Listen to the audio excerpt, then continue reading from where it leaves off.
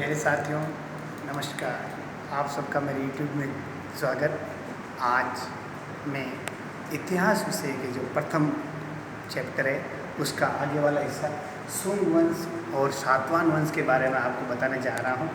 जिस प्रकार हमने पढ़ा पहले मौर्य काल के बाद मैं आपको बताता हूँ शुंग वंश। शुंग वंश की स्थापना 185 ईस्वी पूर्व में पुष्यमित्र शुंग ने की थी और उन्होंने 73 ईस्वी पूर्व तक अपना शासन संचालन किया था। पुष्यमित्र शुंग के शासन काल में योग गुरु, जिसे हम पतंजलि कहते हैं, पतंजलि ने उन्होंने शासन काल में पुरोहित का कार्य किया था जब उन्होंने एक अश्वमेध यज्ञ करवाया था। और पुष्यमित्र शुंग ने ब्राह्मण धर्म का प्रचार प्रसार किया था।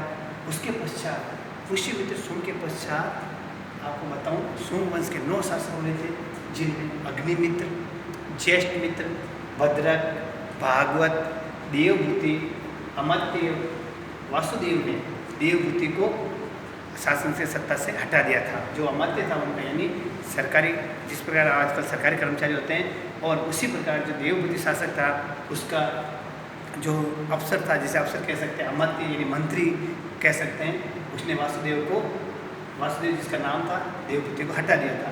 इस प्रकार आपके छोटा प्रश्न बन सकता है कि शुंग वंश की स्थापना किसने की थी। शुंग वंश की स्थापना पुष्यमित्र शुंग ने की थी। किस वर्ष में की थी? 185 ईस्वी पूर्व में। पुष्यमित्र शुंग के पुरोहित का क्या नाम था आपको बताना, पतंजलि। और इसके पश्चात आता है कि शुंग वंश के प्रमुख शासकों के नाम लिखिए: अग्निमित्र, ज्येष्ठमित्र, भद्रक, भागवत, देवभूति इत्यादि।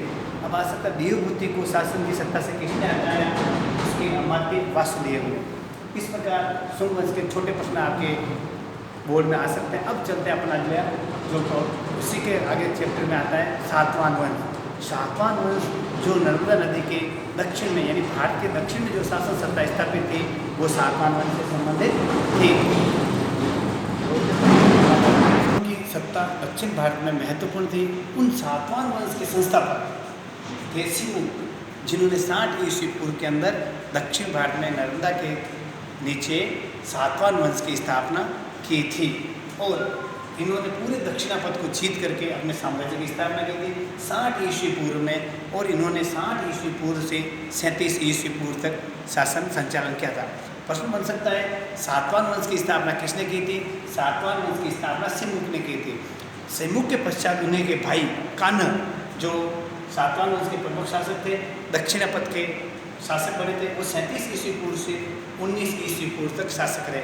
उसके पश्चात सातकर्णी प्रथम, यानी सिमुक के पुत्र, जिसे हम गौतमी पुत्र सातकर्णी भी कहते हैं, इन्होंने गोदावरी नदी के तट पर पैठन को, जिसे आधुनिक पैठन कहते हैं, उसको अपनी राजधानी बनाया और इन्होंने राजसूय युद्ध करवाए और इन्होंने अपने साम्राज्य का बहुत विस्तार किया।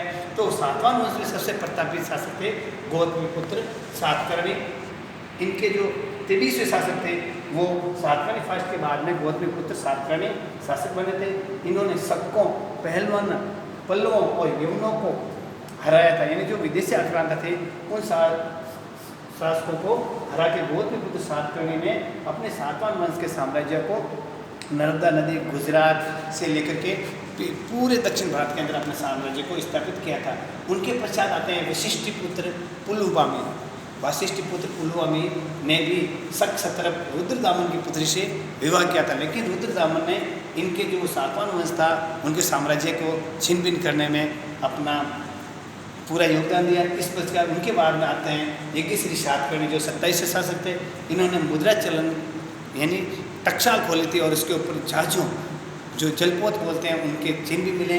यज्ञश्री सातकर्णी के कार्यकाल में ही विदेशी आक्रांताओं ने आक्रमण कर दिया और इस प्रकार हमारे सातवाहन वंश का हम समापन समझ सकते हैं। अब इसमें प्रश्न बन सकता है, सातवाहन वंश की स्थापना किसने की? गौतमी पुत्र सातकर्णी ने किन विदेशी आक्रांताओं को हराया? और सबसे महत्वपूर्ण है कि 2 नंबर या 4 नंबर आ सकता है, सातवाहन वंश की प्रमुख उपलब्धियाँ बताइए।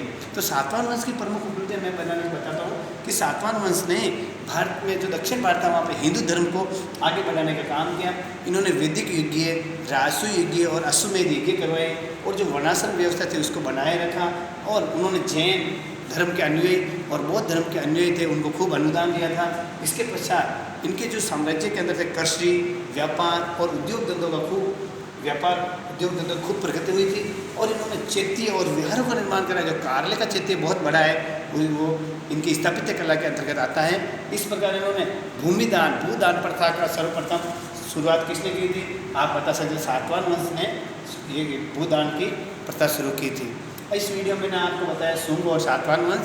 अगला वीडियो आएगा आपके लिए जो महत्वपूर्ण बड़ा प्रश्न बन सकता है, गुप्त साम्राज्य के प्रमुख शासक और उनकी उपलब्धियाँ, वो अगले वीडियो में पढ़ेंगे। आप मेरे वीडियो को लाइक शेयर सब्सक्राइब जरूर करें। नमस्कार।